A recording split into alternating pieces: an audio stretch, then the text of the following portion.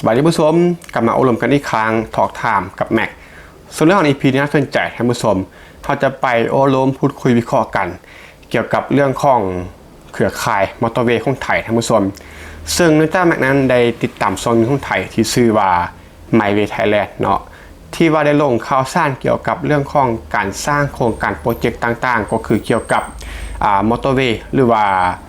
ทางด่วนระหว่างเมืองพิเศษของประเทศไทยซึ่งก็น่าสนใจหลายท่านผู้ชมแต่ละโครงการนั้นมีการสร้างขึ้นเรื่อยๆอย่างบ่หยุดยั้งแล้วก็แต่ละเส้นแต่ละสายของมอเตอร์เวย์ไทยนั้นก็คือน่าสนใจหลายก็คือสวยงามแล้วก็มาตรฐานสูงทั้งนั้นแม็กจึงสงสัยว่าในอาเซียนเนาะประเทศใดมีโครงข่ายมอเตอร์เวย์ที่ดีที่สุดซึ่งก็เอกฉันท์แล้วก็ชัดเจนว่าไทยนั้นคือเบอร์หนึ่งบ่เป็นเรื่องของระยะทางท่านผู้ชม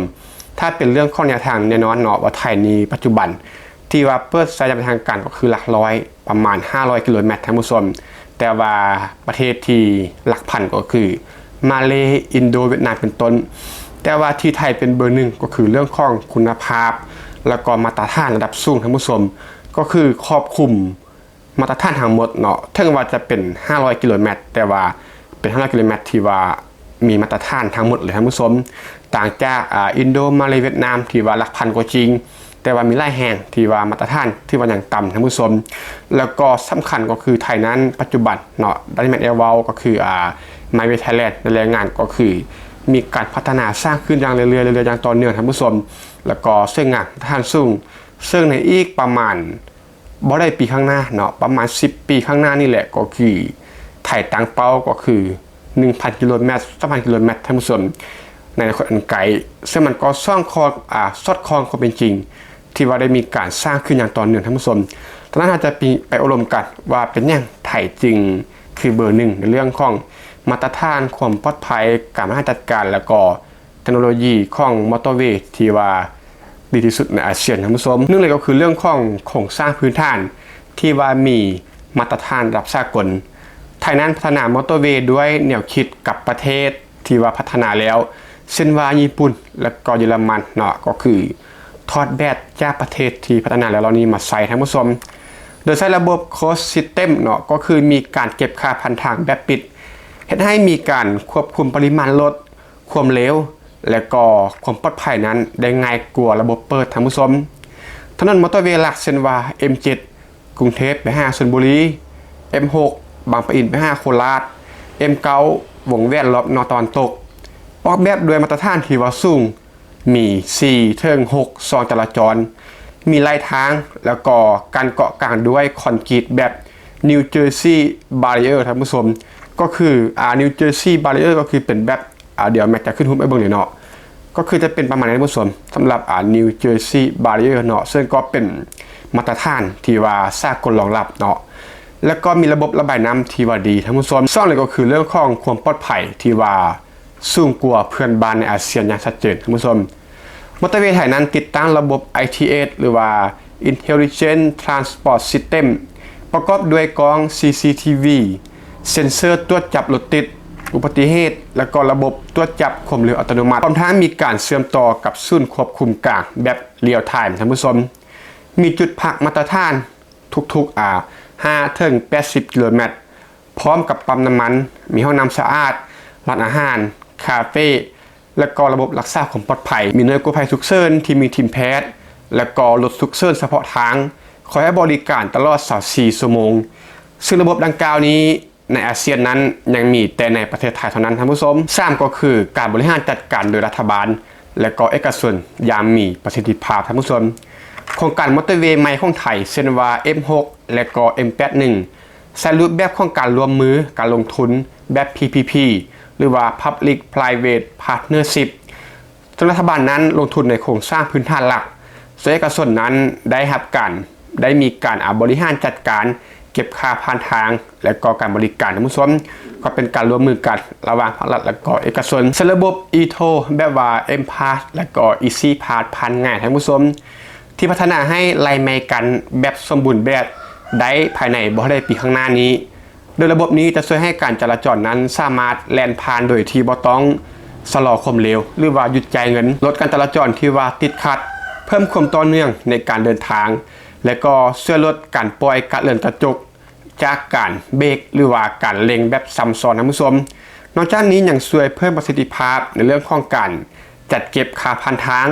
ลดต้นทุนแรงงานและก็เพิ่มความโปร่งใสในเรื่องของการบริหารจัดการซึ่งความร่วมมือระหว่างกรมทางหลวงบริษัทเอกชนและก็หน่วยงานของท้องถิ่นนี้เฮ็ดให้สามารถมีการดูแลรักษาการซ่อมแซมการแจ้งเตือนและการวางแผนพัฒนาถนนนั้นมีประสิทธิภาพหลายกว่าหลายประเทศที่มีระบบแยกส่วนหรืออย่างเพิ่งพารัฐบาลเพียงแต่ฝ่ายเดียวท่านผู้ชม4ก็คือการบูรณาการกับระบบโลจิสติกและก็การพัฒนาเมืองใหม่ซึ่งมอเตอร์เวย์ไทยนั้นบ่เป็นเพียงแต่การเชื่อมเมืองใหญ่เท่านั้นแต่ยังเชื่อมกับโครงการเศรษฐกิจขนาดใหญ่เช่นว่า EEC หรือว่าเขตพัฒนาพิเศษภาคตะวันออกท่าเรือแหลมฉบังน้ำบินสุวรรณภูมิอุตภเปาและก็นิคมอุตสาหกรรมหลักท่านผู้ชมซึ่งเป็นส่วนสำคัญในการลดต้นทุนโลจิสติกของไทยให้เหลือประมาณ 13.5% ของ GDP ซึ่งนับว่าต่ำกว่าค่าเฉลี่ยในอาเซียนท่านผู้ชมโดยหลายประเทศในอาเซียนนั้นต้นทุนโลจิสติกนั้นยังอยู่ในระดับสูงอยู่ที่ประมาณ 16-20% ของ GDP ท่านผู้ชมเช่นว่าเวียดนามอินโดนีเซียและก็ฟิลิปปินส์ซึ่งสาเหตุที่ไทยนั้นสามารถลดได้เนื่องจากว่าระบบมอเตอร์เวย์ช่วยให้การขนส่งถนนนั้นได้รวดเร็วขึ้นประหยัดเชื้อเพลิงและก็ลดเวลาการเดินทางลดความเสียหายของสินค้าและก็เพิ่มความแน่นอนในการส่งมอบท่านผู้ชมมีการออกแบบให้สามารถเชื่อมต่อกับโครงการรถไฟความเร็วสูงรถไฟฟ้าชานเมืองและก็ท่าบกเนาะท่านผู้ชมอย่างราบรื่น5ก็คือมีแผนระยะยาวที่ว่ารองรับการเติบโตในอนาคตไทยนั้นมีแผนพัฒนามอเตอร์เวย์ทั่วประเทศไทยภายในปี 2570-2580 ให้ครอบคลุมกว่า 4,000 กิโลเมตรโดยเน้นการเชื่อมโยงทุกภูมิภาคและก็ด้านชายแดนเพื่อเชื่อมกับ CLMV หรือว่าแคนเบเดียลาวเมียนมาแล้วก็เวียดนาม6ก็คือความสามารถของวิศวกรไทยและก็บริษัทก่อสร้างภายในประเทศไทยท่านผู้ชมไทยนั้นมีบุคลากรวิศวกรโยธาที่ว่ามีประสบการณ์หลายกว่า30 ปีในการพัฒนาถนนความเร็วสูงจนสามารถออกแบบควบคุมและก็ก่อสร้างมอเตอร์เวย์โดยตนเองโดยที่บ่ต้องเพิ่งผ่าบริษัทจากต่างชาติท่านผู้ชมบริษัทไทยเช่นว่าอิตาเลียนไทยสอการสร้าง Civil Engineering และก็บริษัทต่างๆนั้นเป็นผู้รับเหมาก่อสร้างหลักในโครงการใหญ่เช่นว่า M6 ที่มีทางอุโมงค์ขนาดใหญ่และก็สะพานข้ามหุบเขาซึ่งใช้เทคโนโลยีระดับสูงท่านผู้ชมนี่ก็คือความเชี่ยวชาญความชำนาญและก็ความสามารถของวิศวกรรวมถึงเทคโนโลยีของบริษัทก่อสร้างในประเทศไทยเองโดยที่บ่ต้องเพิ่งผ่าจากต่างชาติสุดท้ายก็คือเมื่อเปรียบเทียบกับประเทศในอาเซียนท่านผู้ชมที่ว่ามีความใกล้เคียงกันเนาะเช่นว่ามาเลเซียเวียดนามอินโดนีเซียและก็ฟิลิปปินส์เริ่มที่มาเลเซียท่านผู้ชมมาเลเซียนั้นมีเครือข่ายมอเตอร์เวย์ที่ว่ายาวและก็มีคุณภาพพอสมควรโดยเฉพาะก็คือสายหลักเช่นว่าNorth South Expressway เนาะที่ว่าได้รับการดูแลโดย Plus มาเลเซียแต่ว่าระบบการจัดการเนาะค่าผ่านทางนั้นยังมีไม้กันอยู่และก็ระบบ ITS นั้นยังบ่แพร่หลายเท่ากับประเทศไทยแม้จะมีจุดพักรถที่ว่าดีแต่ว่าการบูรณาการกับโลจิสติกระดับชาติก็ยังบ่ครบถ้วนเท่ากับประเทศไทยท่านผู้ชมต่อมาก็คือเวียดนามนั้นกำลังอยู่ในช่วงที่ว่าเร่งสร้างทางด่วนโดยมีแผนขยายไล่กว่า 3,000 กิโลเมตรภายในปี 2030 แต่ยังใช้ระบบเปิดหลายจุดท่านผู้ชม